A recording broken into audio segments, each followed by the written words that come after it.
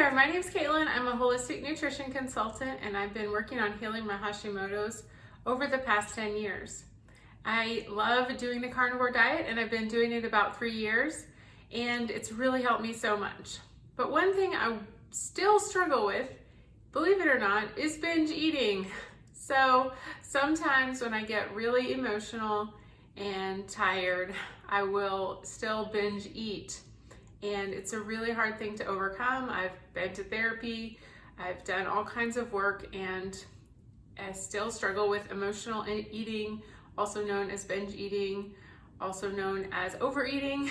So I just want to give you some tips and some hope and tell you what I go through, and then at the end I'll give you some tips on what you can do to overcome it. I think my binge eating started when I was 3 years old. My parents got divorced and I ended up living with my dad, and we were very close, and we got ice cream all the time. We would get fried chicken, you name it, we ate it to kind of put salve in our wounds over the divorce. It was a really rough time, and you know, that just kind of cemented in me this love of eating for comfort, and I've always done that. So it's a very hard habit to break. I've gotten a lot better. I'm much better about which choices I make when I do decide to eat or overeat. But I still struggle. Some days I eat too many things that I know won't align with my goals or also make me feel like crap. So usually when I do cheat, I would keep it keto. So one of my big issues is dairy. I will overeat dairy, and sometimes I'll make things like keto treats with sweeteners. Sometimes I eat chocolate. So even though I'm binge eating, sometimes it's still sugar-free, often very low carb. So it's just that I'm just eating too much, and I'm eating things that I know hurt my stomach. So like the next day, if I say I ate an almond flour brownie or something, which I usually don't, but I will wake up with this horrible pain in my elbow and I can't even move. So it's almost like a double whammy. I feel bad because maybe I gained weight, but I also feel bad because my autoimmune is flaring up. So it's like a double-edged sword when I cheat. That's why I try to keep it keto to have the least damage as possible, because it is so painful for me when I do cheat and have something that is not 100% strictly carnivore. I know this time of year is really hard for me, and it's really hard for a lot of people out there. I'm sure the holidays has a lot of emotional ties with family, and it's very hard to always control what we're eating because we're often visiting people. So I'm a new mom, I'm still breastfeeding, and I don't get a lot of sleep. Sometimes I'm up 2, 3, 4 times in the night, and I think the lack of sleep, it messes up my hunger hormones. I am very overly hungry, so I will sometimes just eat something that sounds good because I'm tired or frustrated that the baby is, taking a lot of my energy or something like that. So I feel like I'm a little off with my hormones because of lack of sleep. I don't always make the best choices for me, but I do still somehow miraculously stay carnivore almost all of the time. But I do overeat cheese, which I know personally I have looked into it enough and tried it, trial and errored enough that I know that cheese is not my friend. And even if I try to have a little bit, it often turns into too much. And then once I've had a little bit that day, then I'll say, well, I'll just eat more and more today, and then I'll stop tomorrow.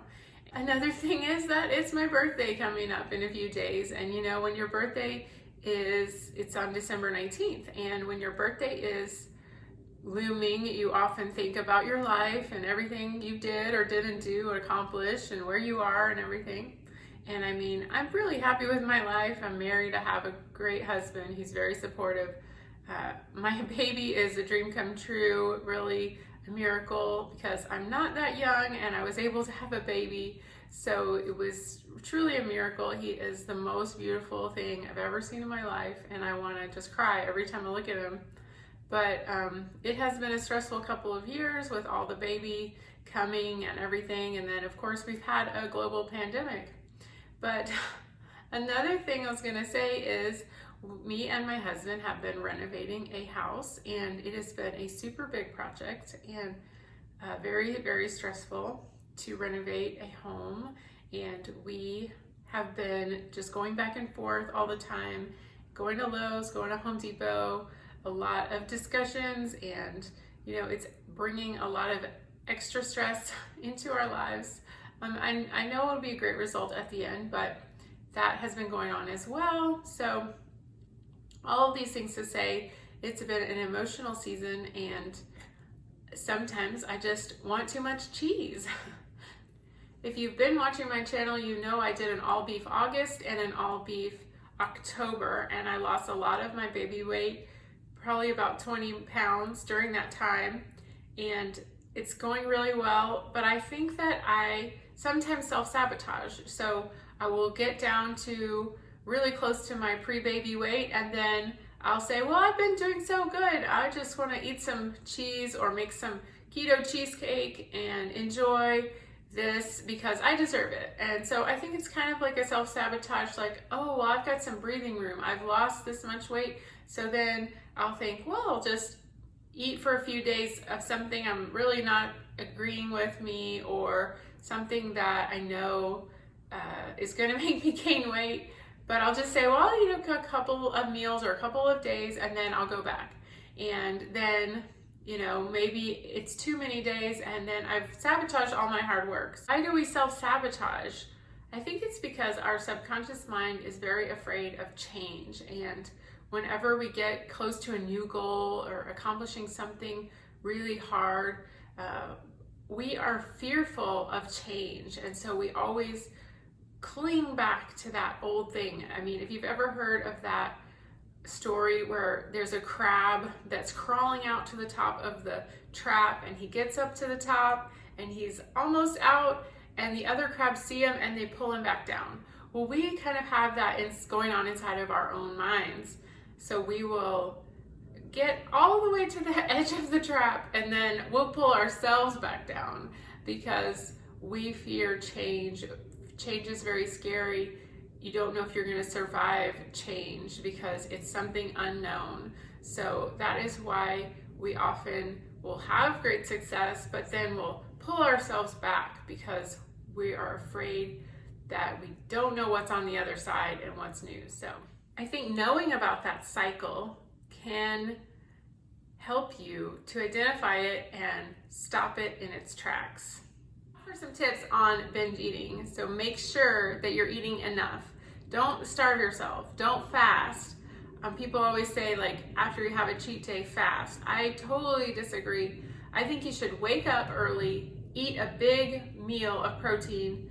I've just eaten a flank steak and a pound of ground beef, and I feel so solid. Like, I'm not gonna eat anything bad because I have filled myself up with nourishing food, and I will be full for many, many hours. And you know, I fasted a little bit this morning. I had some coffee, but it wasn't like I was stressing out about it or anything. But I definitely think you should eat a big breakfast before you get really hungry. Don't wait until you get super hungry, because then you may be like, well, I cheated yesterday, let's just go ahead and cheat again. Get meat you really like. I love fatty ground beef. I could eat it every single day, all the time, 24/7. So I always make sure and have like 10 packages of that in my freezer, so that, because if I run out and there's something gross, I don't really want, like maybe those pre-made burgers, those are not that good. So sometimes I'll look for something else because I'm like, I don't want that, you know. Buy steak, of course, if you can afford it. I know it's gone up in price, but I love fatty ground beef. I love eggs. Scrambled eggs I could eat every single meal, every single day. Make sure you're very prepared. Always have your freezer stocked full of stuff that you like to eat. And you know, if you haven't ever tried it, you want to balance your electrolytes. I use the Redmond electrolytes. You can get the unflavored, or you can use the one with the lemon lime flavor is my favorite. But if you're always feeling kind of hangry, You are probably struggling with electrolyte balance. So if you really need to work on your electrolyte balance daily, every single hour, you need to drink some electrolytes to keep yourself on track, because if you have too low of electrolytes, especially magnesium, it's going to make you crave sweets and sugar. And so that's going to cause you to binge eat. And then don't restrict fat, don't restrict protein, but also don't restrict fat, and don't restrict food. So eat plenty of meat and fat, because if you don't, like say I eat just a lean steak, well, I'm still going to be thinking about food and what else can I eat, and I may eat some scrambled eggs with some ghee after that, and then I will be finally full. But if I'm only eating lean meats, I'm going to fail. And if I only eat fat and not enough protein, say all you eat is a stick of butter, well, you're still going to be hungry, but you've ingested tons and tons of calories, and you're still hungry and looking for maybe another treat. So balance those electrolytes, eat plenty of fat, eat plenty of protein, and then make sure you're sleeping. Like I said, one of my biggest struggles is sleep. My baby is 15 months. He is sleeping very well at night, but he still gets up 2 or 3 times to nurse, and that disrupts my sleep. And then he's also a very early riser, so that messes with my sleep. And he just loves mommy, loves to be with mommy, and you know, I love him so much. I'll do whatever. There's nothing wrong with what he's doing, but it is making me hungry and tired. So make sure, if you don't have a kid, sleep as much as you can, and whenever your kid gets old enough, get as much sleep as you can. And you know, your mental health is important. Make sure that you're getting outside every day. I go outside all the time with the baby. In the morning we go outside for a long time, in the afternoon we go outside. These are very short days, so you have to hurry up, get outside and walk. Just bundle up. I know it may be cold where you live, but just bundle up and get out there, because that light in your eyes, it's going to help your circadian rhythms, which helps your cortisol, and that helps control your appetite. So don't just stay inside all the time watching TV, watching your phone. That's going to mess you up. So get outside, walk, see the sunshine, and just enjoy as much outside time as you can.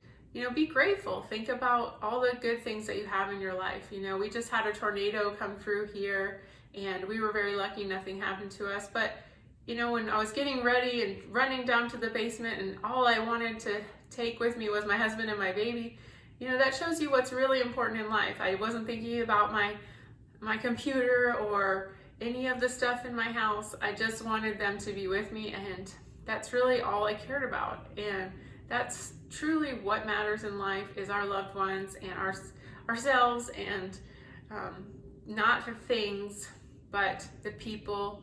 So focus on that in this time of holidays and Christmas cheer. One more tip for you is find support.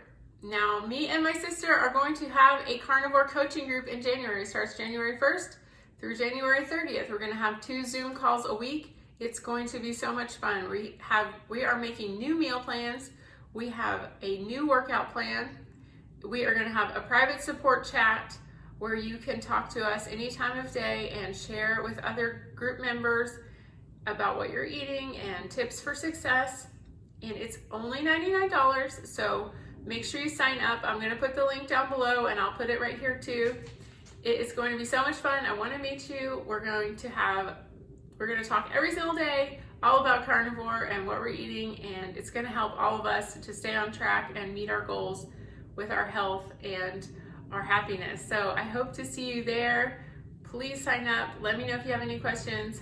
So please leave a like, comment, tell me if you struggle still with binge eating and what you do to help yourself. Thanks so much for watching. We'll see you next time.